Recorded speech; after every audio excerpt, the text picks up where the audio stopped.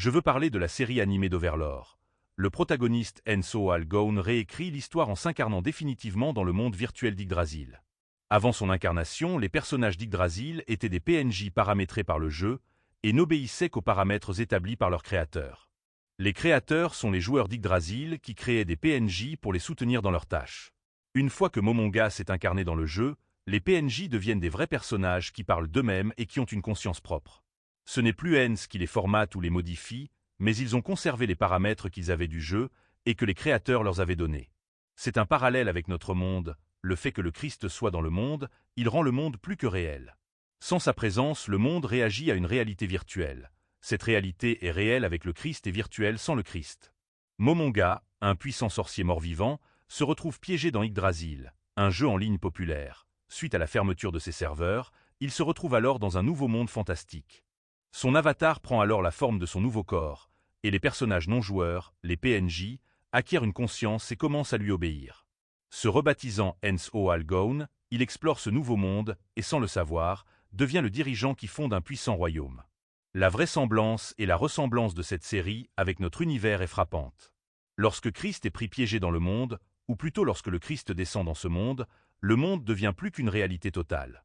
Avant cela, le monde n'était que rêve, un jeu vidéo où baignaient les PNJ entre eux sans qu'il n'y ait un personnage central et donc un personnage principal et une trame. C'est la présence du Christ tout comme c'est la présence de Momonga qui paramètre l'univers, et donc le monde de Yggdrasil en pseudo-réalité. Avant son existence sur la Terre, ou avant que Momonga se connecte définitivement dans le jeu en ayant une présence corporelle, physique, et définitive suite à la fermeture du serveur du jeu, le jeu et donc le monde n'étaient qu'une réalité virtuelle. Le jeu devient une vraie réalité à la suite de la descente du Christ dans le monde, et donc à la suite du transfert du corps, de l'esprit, et de l'âme de Momonga dans l'univers virtuel. L'univers est virtuel sans le Christ, et devient réalité avec le Christ. Voilà la connexion entre la série Overlord et le christianisme. Au XXIe siècle, le monde des jeux en réalité virtuelle entre dans une nouvelle ère, et Yggdrasil est considéré comme le meilleur MMORPG. Mais après l'annonce de la fermeture de tous ses serveurs, le jeu en ligne Yggdrasil ferme ses portes, ou du moins c'est ce qui était prévu. Mais pour une raison inconnue, le personnage du joueur Hens ne se déconnecte pas après la fermeture du serveur. Les PNJ commencent à devenir conscients. Un jeune homme ordinaire, passionné de jeux vidéo, semble avoir été transporté dans un monde parallèle avec sa guilde, devenant le mage le plus puissant à l'apparence d'un squelette, Momonga. Il mène sa guilde Enso Algone vers une aventure fantastique légendaire et sans précédent. Le monde est christique, il obéit au plan de Dieu, et chaque histoire que nous inventons est plus ou moins reliée à Dieu. Car Dieu est notre réalité ainsi que nos illusions. Nous puisons dans sa narration pour créer un univers qui lui est similaire, qui lui est propre et intègre. Ce que nous imaginons vient du Créateur, nos pensées sont issues de là-haut, du monde des rêves et des illusions. Les créateurs reproduisent leur imagination. L'imagination a une demeure céleste car l'idée vient d'en haut, l'idée est comme une lampe ou une étincelle, une lumière qui s'allume et nous éclaire. Ainsi toutes nos créations ont leurs origines de Dieu. C'est Dieu qui nous permet de créer car Dieu est issu d'un monde imaginaire. L'imagination, c'est que la vie est sa création. L'imagination est production. Elle est la faculté que possède l'esprit de se représenter des images ou d'évoquer les images d'objets déjà perçus.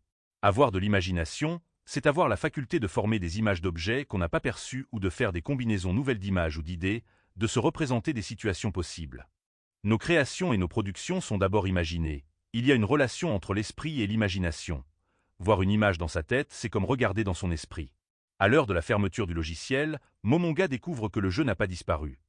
Au contraire, il semble que Nazarick ait été transporté dans un autre monde et que ses différents PNJ soient devenus des êtres vivants.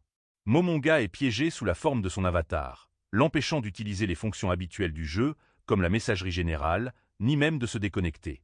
N'ayant d'autre choix, Momonga se met en quête de savoir si des joueurs comme lui se trouvent dans ce nouveau monde. Prenant le nom de la guilde, Enso Algone, comme message aux autres joueurs restants, Momonga commence à explorer le monde pour tenter de comprendre ce qui s'est passé, tout en recherchant quelqu'un ou quelque chose qui pourrait l'aider à résoudre ce mystère, tout en assurant la sécurité de Nazarick. Le comportement d'Enso Algone semble avoir été modifié par les mécanismes du jeu, car il ne montre aucun scrupule à tuer et à accomplir d'autres actes tabous dans le monde réel. Encore une fois, l'histoire commence lorsque Momonga se connecte pour la dernière fois. Les serveurs d'Yggdrasil sont en train de fermer et il voulait mettre un terme à ces bons moments. Un seul autre ancien membre arrive et repart, mais lui seul Momonga reste. Cependant, il est avec ses PNJ dans sa salle du trône, alors que la fermeture des serveurs touche à sa fin, Momonga ferme les yeux et s'endort. Lorsqu'il les rouvre, il se trouve dans un monde ressemblant beaucoup à celui d'Yggdrasil, et ses PNJ sont vivants. Overlord semble vite lassant, mais le personnage principal oscille entre personnage surpuissant et seigneur démon. N-Soal-Gone ne veut pas conquérir le monde, mais il n'a peut-être pas le choix. Il aime ses PNJ, tout comme il aime ses anciens compagnons de guilde, et veut prendre soin d'eux. Les PNJ, quant à eux, considèrent les membres de la guilde comme des dieux, et Momonga comme le plus grand d'entre eux. Shaltear Bloodfallen disait même, selon son entendement et sa compréhension, que les maîtres de guilde qui sont les créateurs peuvent donner des voix aux PNJ.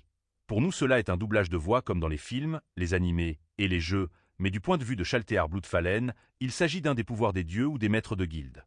C'est pourquoi les PNJ adorent leurs créateurs, car pour eux leurs créateurs sont des dieux.